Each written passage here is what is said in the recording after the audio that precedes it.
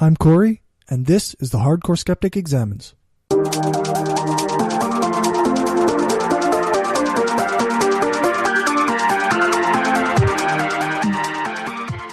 Hey folks, and welcome to the Hardcore Skeptic Examines, the podcast that takes a very long look at a particular subject through a series of interviews and commentary. This is the 13th episode in the first season of this show, and the subject at hand is social justice.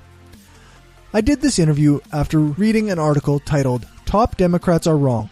Trump supporters were more motivated by racism than economic issues," by Mehdi Hassan, in which, I probably butchered that, but anyway, he discusses the work of a political scientist and expert on race relations in America named Philip Klinkner.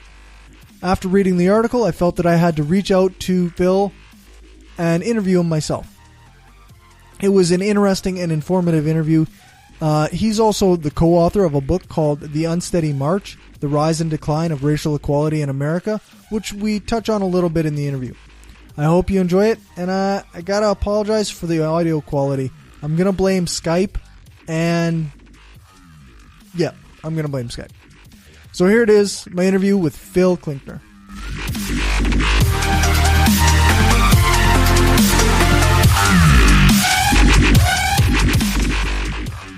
So I'll start off with an introduction. Who are you and what is your background? Well, my name is Phil Klinkner. I'm a professor of government at Hamilton College in upstate New York. I was grew up in Iowa. I went to Lake Forest College as an undergraduate. I did my graduate work at Yale. Before I was at Hamilton College, I taught at a place in Los Angeles called Loyola Marymount University. And I've been at Hamilton now for about 22 years. Okay, wow. So you wrote a book in 2002? 2000. 2000? On race issues in America. Right, exactly. What was the overall idea behind the book, and what were some of the conclusions you kind of came? Yeah, sure. So the title of the book is called The Unsteady March, and I wrote it with Roger Smith, who's at the University of Pennsylvania. And Rogers and I argued, as you might get from the title, that while most people think that progress towards racial equality is a steady march. Things were bad at the beginning. We had slavery, we had Jim Crow. Things consistently over time have gotten better. And what we argue is that they've not. There have been periods where we've made great and significant advances, but there are other times in which we've regressed and things have actually gotten worse.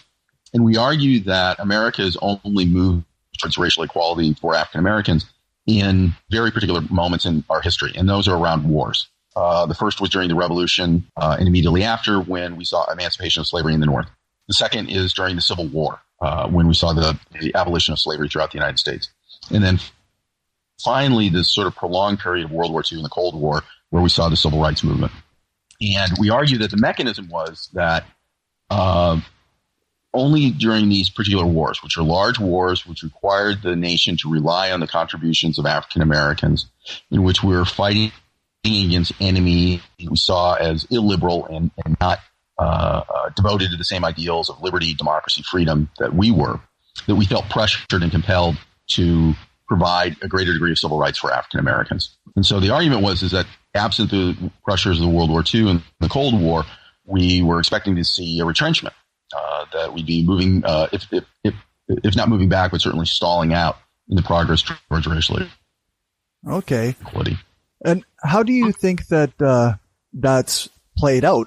Do you think that we've ended up backtracking as a society?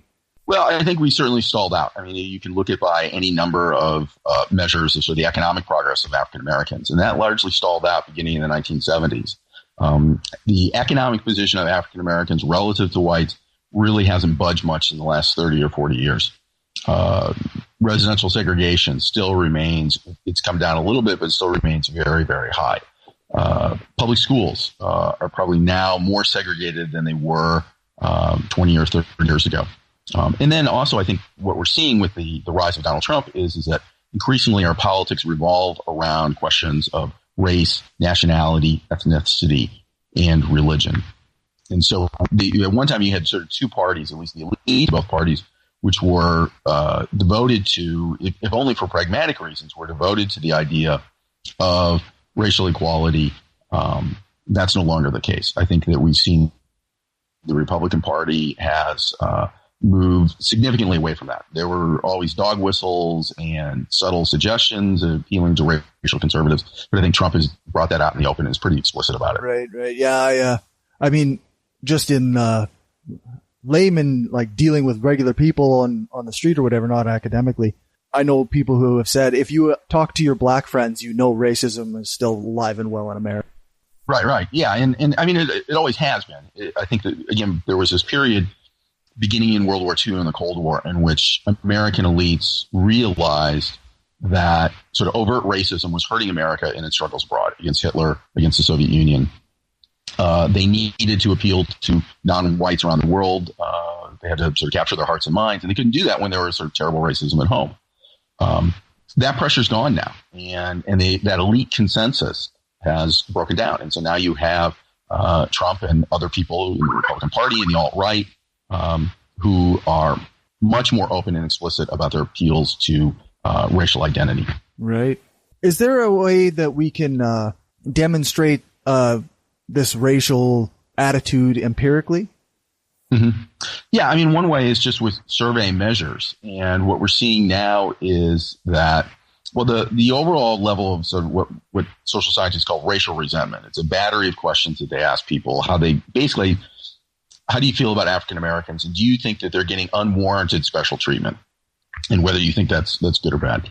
That level hasn't really changed much over the last couple of decades. It's been pretty consistent. But what we're finding is that increasingly how you respond to those questions defines who you vote for, which party you belong to.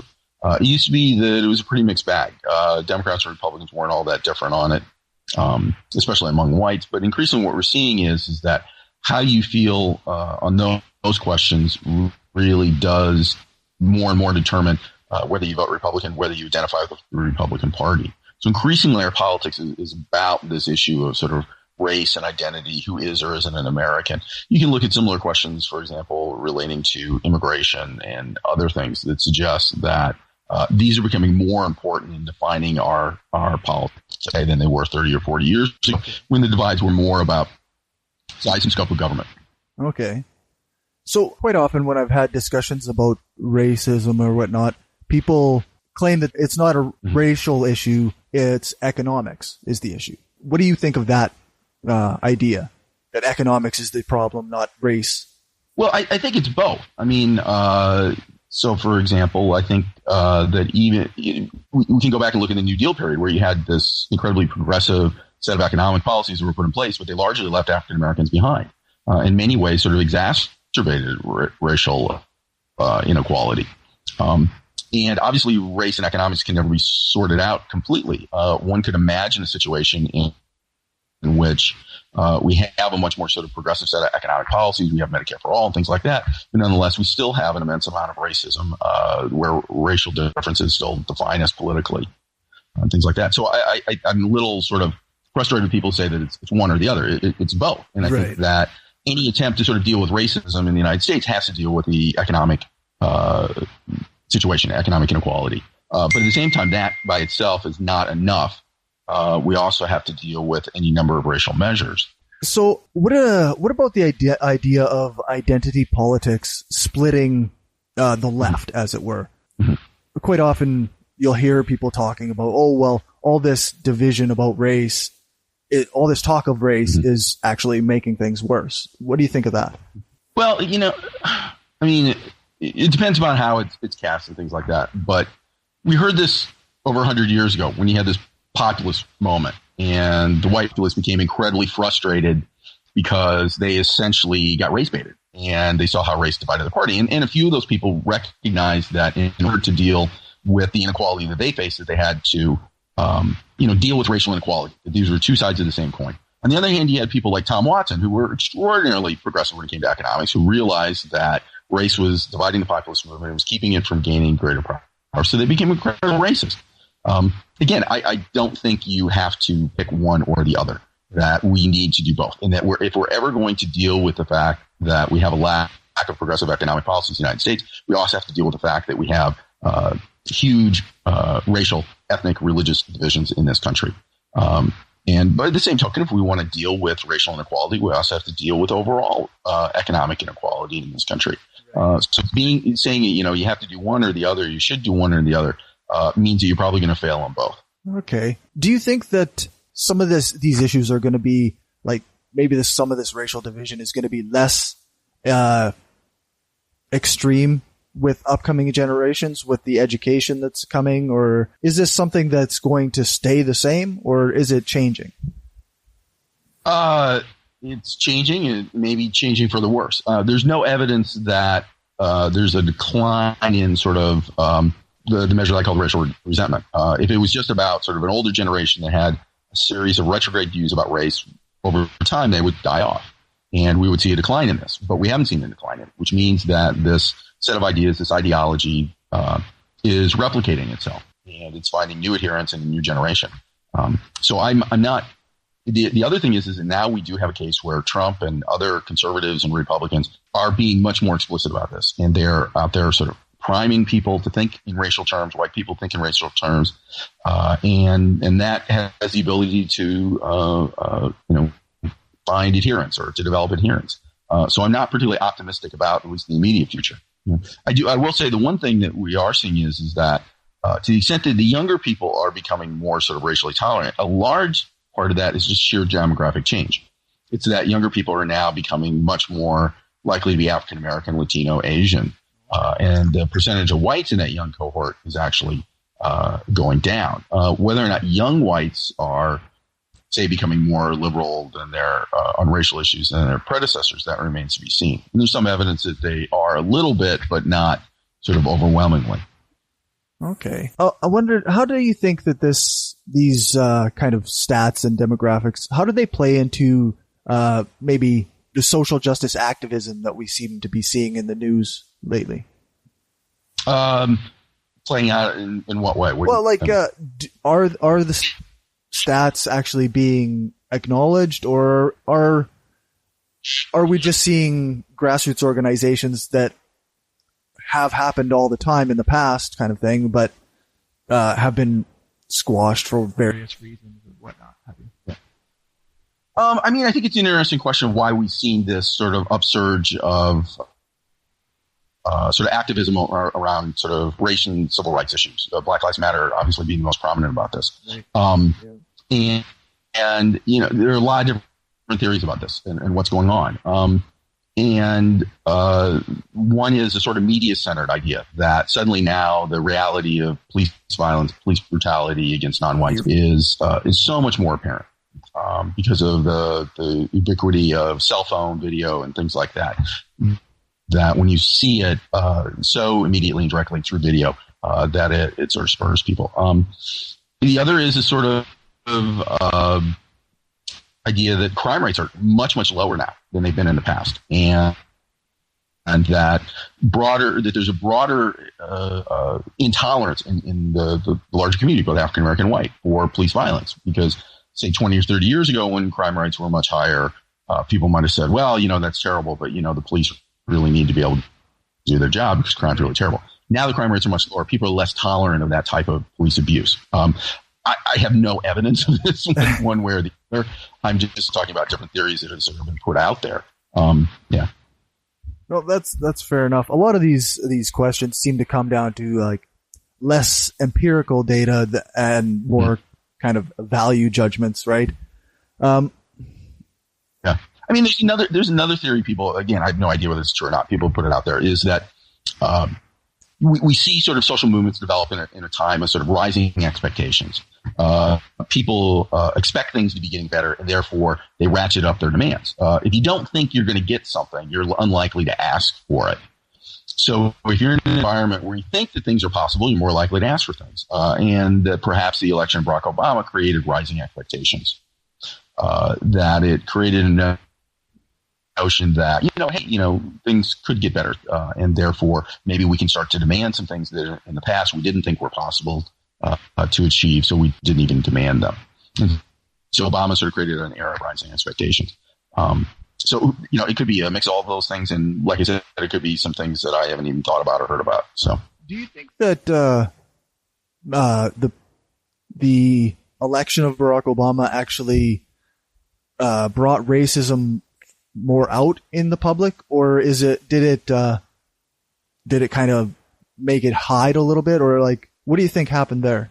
I think it made it much more salient in our politics. It really did sort of bring it out. And it's very clear, work that I've done, scholars like Michael Tesler and others have showed pretty conclusively that, with the appearance of Barack Obama on the scene, that race became increasingly defining feature of our politics. It increasingly defined how we vote, which party we identify with, and largely because the image of Barack Obama as an African American, as president, as the most powerful person in the land, as a Democrat, made that issue crystal clear to people, and increasingly that sort of defined their choices. Yeah, it's an interesting phenomenon. I mean, and the other thing is it just brought all sorts of stuff out of the woodwork. The birther stuff, the belief that Barack Obama is a Muslim, all those sorts of things. There's always crazy conspiracy theories around different presidents, especially Democrats, it seems. But the ones with Obama were so explicitly racist. The whole birth thing was just racist, from the very beginning. The irony is that in 2008, we did have one candidate where there were legitimate constitutional scholars had questions about whether or not he would be eligible to be president because of where he was born. But that candidate was John McCain, because he'd been born in the Panama Canal Zone. And obviously he's born an American citizen. His father was there as a naval officer. Right. But there were some questions about sort of the status of this, and he was born slightly before they changed the law on this and so on. But most people thought it was utterly irrelevant. He, for all intents and purposes, was considered by everybody to be an American citizen. Right. There were a couple of constitutional law scholars who sort of said, there are some questions here, but not in a way to try and delegitimize him. It was just sort of, there's an interesting constitutional question here. But we ended up getting this massive sort of debate about Barack Obama and his citizenship that carried on while he was president. Right. Continued even after he issued the long-form birth certificate. And again, one of the key figures in the whole birther movement was Donald Trump. And that's when he really sort of jumped out as a potential sort of Republican candidate. So he started beating the birther drum in the spring of 2011. And he jumped towards the top of the polls for the GOP nomination for 2012. Yeah. He didn't run in 2012. He waited until 2016. But that was a moment in which I think it was, certainly I think in Trump's mind, was really crucial in saying that this is a line of argument. This is a strain in American politics that I can tap into and be successful with. I guess this is just kind of an opinion question. What do you think the election of Donald Trump says about America? It says a lot of things. I mean, I think what it says is that Rogers and I wrote a piece sort of building off our book a couple months ago where we said that in many ways this is a return to a sort of normal politics. That throughout most of American history, the central questions of our politics are who really is or isn't an American. Issues of race, nationality, ethnicity have been central to our politics. And it just seems different because we've come out of this sort of prolonged period from mid-20th century roughly to the present, in which elites had very powerful pragmatic reasons for suppressing those sorts of questions. And in many ways, we're now back to a normal politics. I like to point out that in the United States, we've always had at least one and usually more than one party devoted to some aspect of white nationalism, white Christian nationalism, something like that. So 100 years ago, the Republican Party was, dead set against letting immigrants from most of Europe into the United States. And the Democratic Party was explicitly a white supremacist party. And that's sort of what our politics revolved around. And I think we're moving back to that. I mean, to me, it's not a particularly positive move, but it's one that we've seen throughout most of American politics. It's a little disturbing, actually. Yeah. I'm not the guy if you want to like an optimistic take on what happens and talk to. So yeah, no, I after reading the piece referencing your work in The Independent, I think it was maybe it was The Intercept. Intercept. Yeah. One of those words, something like that. Yeah. I really wanted to get into this idea of empirical data pointing at racism, because there's been a lot of this, even on the left, this denial that racism is a problem. People think that racism is solved. Yeah. And I wonder, how can we show to people that this is still an issue. Yeah, I mean, I don't want to make this sound like I think it's just all about race. And I am economically progressive, and I voted for Bernie Sanders in the primaries, and I grew up in a union household in the Midwest, and I can see the devastation when I go back home, the devastation that's wreaked on what used to be vibrant communities. And, so I'm not, insensitive to those sorts of things. Right. But I think if you look at the data on what happened in 2016, what moved voters, if you want to explain why somebody would vote for Barack Obama in 2012 or 2008 and 2012, and then Donald Trump in 2016, the questions that seem to have the most impact are how they think about African Americans, how they think about immigrants, how they think about Muslims, and so on. Again, people are very complicated. They might hold a sort of, different set of views. They might hold some particularly non-charitable views towards African Americans or immigrants, but they might still vote for Barack Obama for a variety of different reasons. But again, if you want to sort of explain that movement, you need to look at how do they think about African Americans, how do they think about immigrants, how do they think about Muslims, much more than what they think about the minimum wage, what they think about guaranteed health care, and those sorts of things. Now, that said, I think guaranteed health care is a great thing, and I think it's a good thing. But will that suddenly sort of create a brand new majority coalition for Democrats? I'm not so sure. The hope with Obamacare was, so when Obamacare was passed, Democrats, many people on the left said, look, we're going to do this. And what we'll do is we'll show to these working class people who feel as though they're increasingly under pressure, the government doesn't do anything for them.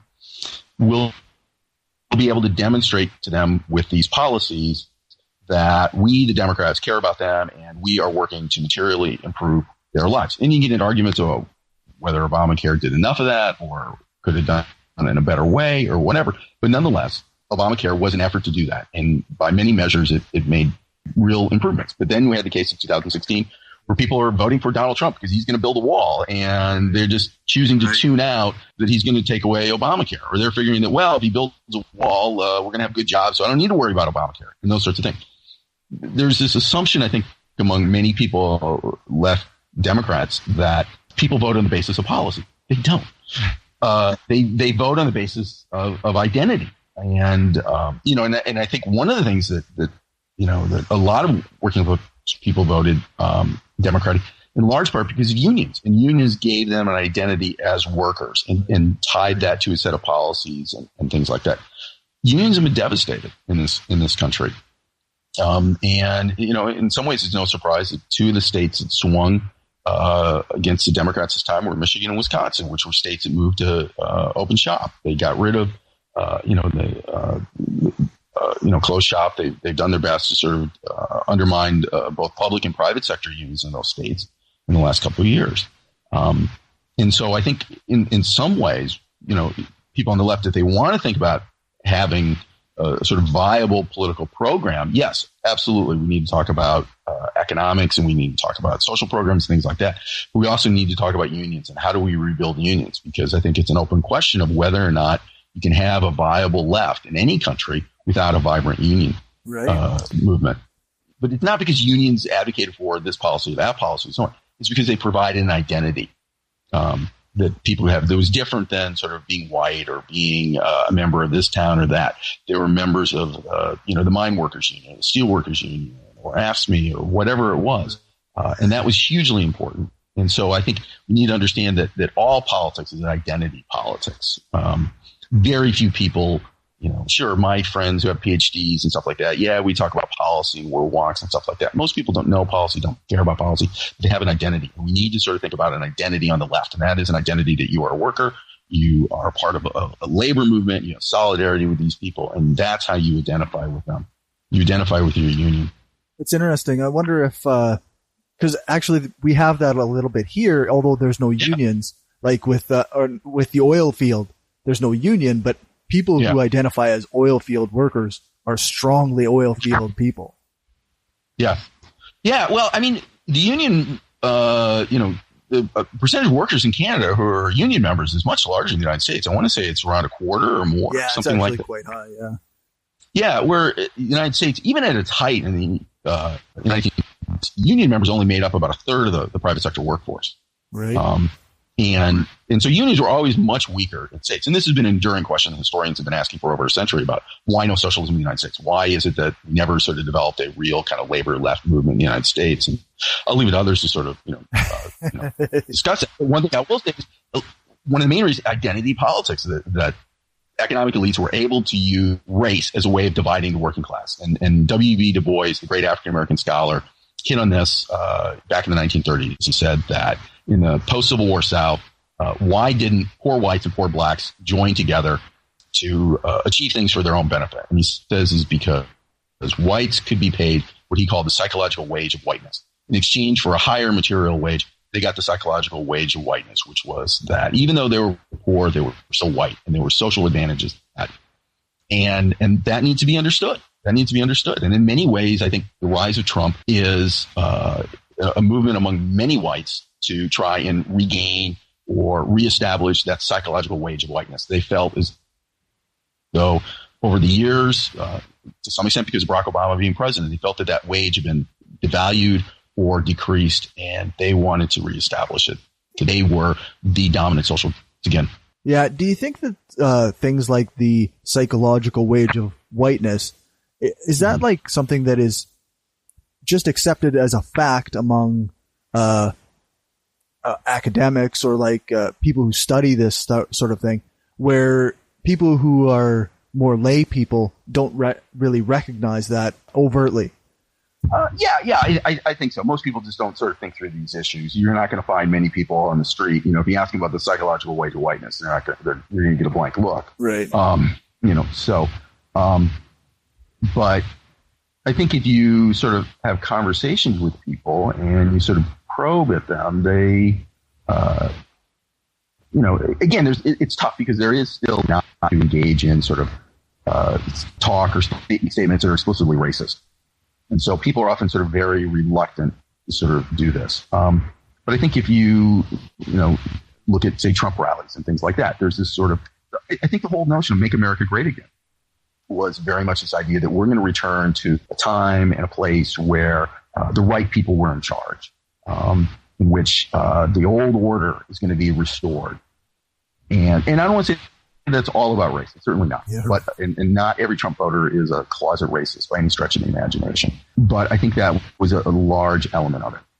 So, and again, we see, little things, evidence, high school students at sporting events shouting Trump, Trump, Trump at opposing teams that are from predominantly minority schools and things like that. It's a way of sort of stating that, we're in charge. We're the ones who are calling the shots now.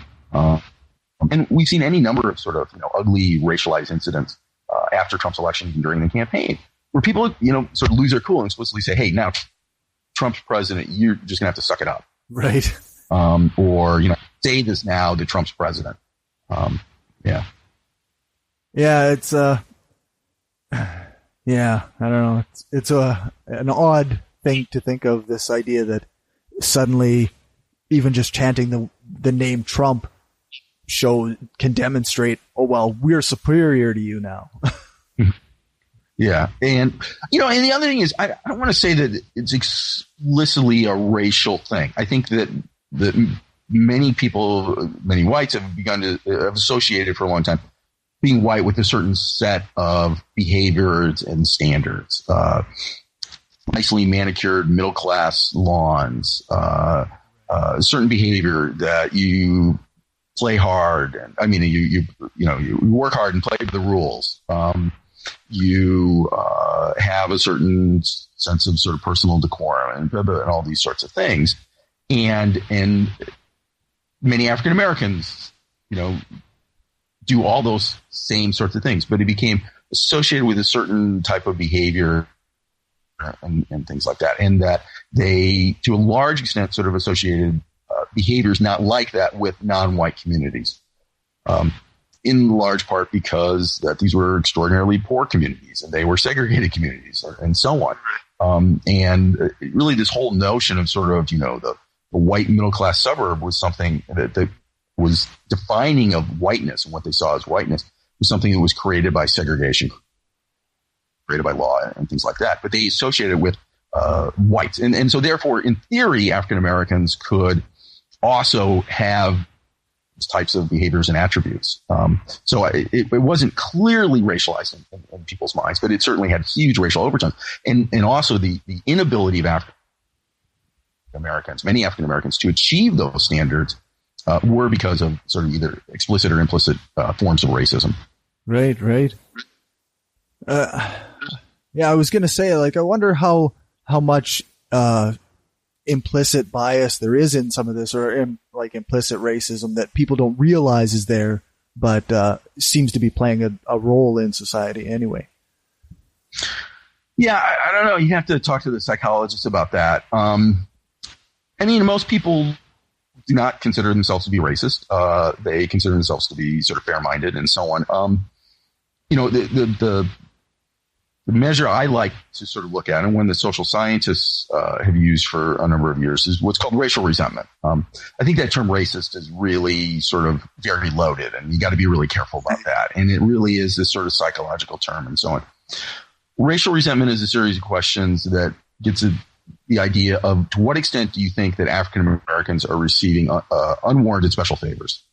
So the questions are, I'm trying to remember them here. I don't have them in front of me. The Irish, Italians, and Jews sort of moved ahead without special favors. Americans should do the same. There's a sort of flip side question, which is that generations of slavery and discrimination have made it harder for African Americans to get ahead in life, and you can agree or disagree with that. The other question is, it's really just a matter of some people not working hard enough, or something like that. I can't remember exactly now what the questions are.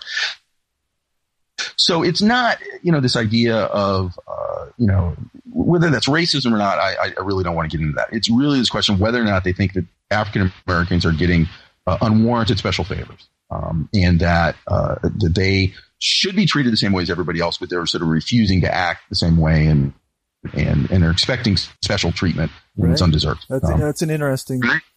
So that's kind of like asking people what they think of affirmative action, in a sense.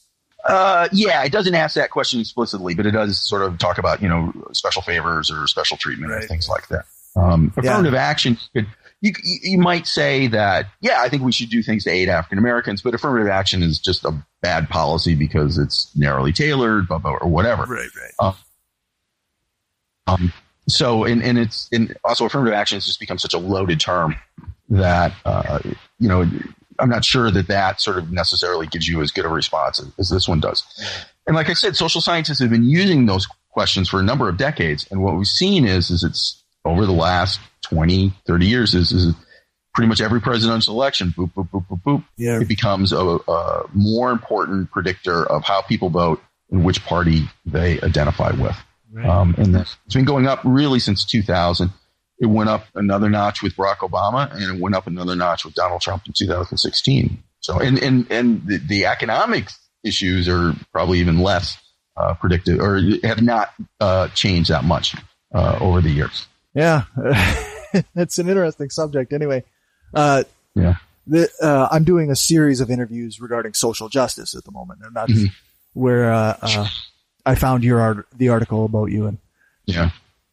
And I really wanted to get into this kind of this racial resentment. It seems like this is empirical proof that racism is an issue, or that racial resentment, like you say, is an issue. And I'm interested in learning more about this. Here I've got the questions. So it's 4 questions they've asked. Okay. And they are: over the past few years, black people have gotten less than they deserve. And you can agree or disagree. You can strongly agree, strongly disagree. So you've got a range of responses there. Or you can neither agree or disagree. You can just sort of be neutral. The next question is: Irish, Italian, Jewish, and many other minorities overcame prejudice and worked their way up. Black people should do the same without any special favors. It's really a matter of some people not trying hard enough. If black people would only try harder, they could be just as well off as white people. And then finally, generations of slavery and discrimination have created conditions that make it difficult for black people to work their way out of the lower class. And so people can respond. Again, they can agree or disagree, and they can agree or disagree strongly, and they can be neutral. So you get a range of opinions on that. And you take all those positions, you put them together, and you get a roughly a 16-point scale. And so somebody could take the most sympathetic view towards African Americans, and they would be down at 0. And somebody could take the most resentful view, the least sympathetic view towards African Americans on all those questions, and they would be at the top, up around 20. What's interesting is that level hasn't changed over the last couple of decades very much. It just kind of bounces around and sort of, the average level. But what we're seeing is increasingly Democrats are found on the lower end of the scale. Increasingly Republicans are found at the higher end of the scale. Which I suppose one could and if you expect. want to explain why, yeah. And if you want to explain, for example, one of the, people who switched their vote from Obama to Trump were at the higher end of that scale. Right? So there were some people who were, Obama got some votes from people who were at the highest level of racial resentment. Right. And maybe it was a mistake on their part. Maybe they didn't like Mormons. Maybe they didn't like John McCain. They didn't like Sarah Palin. Who knows what it was? But he got some of those votes. But Trump managed to, even though there was no African American on the ticket, made race a more salient issue. And he was able to grab votes of people up there at the top end of the scale. Do you know how is this? How are these questions administered? Is this like a standard survey model where they contact people? Yeah, standard survey. These questions have been asked by social scientists in a number of different surveys over the years. Political scientists tend to use what's called the American National Election Survey, which has been administered first by the University of Michigan and then by other places since the 1950s. They haven't used all the same questions since then. But every 2 years, we get a new, certainly every 4 years of the presidential election, we get a new ANES survey. And they've been asking that racial resentment battery of questions, I think, since like the late 1980s. And it was originally developed, there were a similar set of questions in the 1970s. And because as a result of the civil rights movement, because of societal changes, you no longer could get meaningful responses when you ask people, questions about explicit racism. And so originally scholars sort of talked about it as symbolic racism. And eventually they sort of refined the questions and sort of talked about it in terms of racial resentment. Yeah, so, I'd like to say. And then I couldn't use the ANES data, but other people have done other surveys where they've asked these questions and get similar sorts of things. So, and one thing we know is these questions are correlated with racial stereotypes. Right. We know that they're correlated with questions like, do you think how much discrimination is there against African Americans? How much discrimination is there against whites? People think that there's more discrimination against whites than African Americans, are higher on the level of racial resentment. It actually makes me think of a survey that I heard not that long ago where people asked, what do you think is the most persecuted group in America or whatever, and white Christians came out on top. Yeah. A lot of people think that. But again, we were talking before about that psychological wage of whiteness. Right. That they now feel they're persecuted. And because the sort of normal privileges that they associated with being white, and they weren't even a conscious thing, it was just sort of known or understood at a subconscious level, they felt were under threat and under assault. So therefore they felt persecuted. Yeah. I think I've taken enough of your time. I really appreciate it. Okay. Do you have? Great, thank you. Appreciate do you have anything that people should, where they can find anything that you publish or what have you? If they want to know about sort of Trump and so on, I wrote a piece in Vox this past summer. If they Google Klinkner and Vox, they'll find it. There's a piece that I wrote with Roger Smith that was in the Washington Post in their Monkey Cage blog, and they can look at that. That takes a sort of broader historical sweep. I got a piece coming out in the LA Times on Monday about immigration attitudes and how that affected the vote of Trump. And, follow me on Twitter. If I put anything else new out there, I just sort of post it on Twitter and let people know where they can find it. Okay? Cool. I will definitely put links to all that stuff for people to find. Okay. Thanks very much for your time. I really appreciate it. Okay, no problem. Thanks. Have a good day. You too. Bye.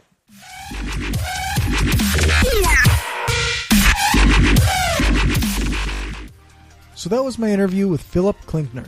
I kind of approached him like I would anyone else, and was kind of surprised when he agreed to come on the show without knowing anything about me, because he's an actual academic and has written articles in actual papers and on larger websites. not somebody that I met through the atheist community or skeptic community. So it was really cool of him to come on and help spread some good information. I really appreciate it. I have a ton of links for further reading, and I think that I'm still missing some that would be relevant, but if you have some links or can find some links that you think apply to this interview, send them my way. I'll throw them in the show notes. Philip doesn't really have a huge online presence, but if you'd like, you can follow him on Twitter at PKLINKNE, or search for Phil Klinkner, spelled KLINKNER. I'll link it in the show notes as well. Before I end the episode, I want to remind you about our conference project. My co-host on Brainstorm, Angela, the Shift to Reason planning team, and I have a GoFundMe with a goal of $5,000 to get our conference going. This money will help us book and pay for the conference and venue and flights for speakers without having to go into too deep a debt to do it. Donations will go towards your purchase of a ticket or multiple tickets, depending on how we end up pricing things out. We're committed to doing a positive, skeptical conference with a pro-social justice spin, featuring a diverse range of speakers, covering a variety of topics, and we want to provide a harassment-free environment. You can support the upcoming Shift to Reason conference at gofundme.com/Shift to Reason Conference 2018, with dashes in between Shift to Reason Conference and 2018. As for anything else, you can email me at mail@brainstormblog.net. You can find more of these episodes at Spreaker.com/show/The Hardcore Skeptic Examines. You can find me on iTunes, Stitcher, Google Play, and just about anywhere else you find podcasts. Make sure to follow me on Twitter at Hardcore Skeptic and like my page on Facebook at Facebook.com/Hardcore Skeptic. Thanks so much to my new patrons, the Utah Outcasts and Leto Anor. Apologies if I'm pronouncing that incorrectly. Your monthly donations help keep the show going. If you want to support my work, you can become a patron at patreon.com/Hardcore Skeptic. A huge thanks to my long-term patrons as well: Larry Wilson, Chris Watson of the Podunk Polymath Podcast, and Trav Mamone of the By Any Means Podcast. Remember to check out my other show, The Brainstorm Podcast. You can find that at thebrainstormpodcast.com and brainstormblog.net. Music for this episode is Scary Monsters and Nice Sprites by Skrillex and was used under the SOCAN license to play. You can find out more about SOCAN on my website, brainstormblog.net, on the SOCAN license page. Thanks for listening, and remember, the truth matters.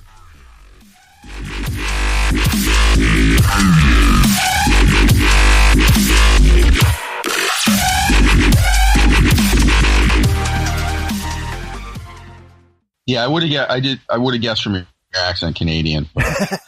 Yeah. Wouldn't necessarily be able to place it to the prairies. So. Yeah, it's funny. I talked to a lot of other podcasters, and apparently I have one of the thicker Canadian accents on podcasting. So yeah, I don't notice it myself. I used to, when I was in graduate school, a bunch of my friends were Canadian, so they kind of schooled me in all the different Canadian accents. The best one was the Newfoundland one. Oh yeah. I know guys from Newfoundland who on purpose try to not have their accent. Yeah, it was pretty funny. Okay, well, I guess hopefully that's recording. This is recording.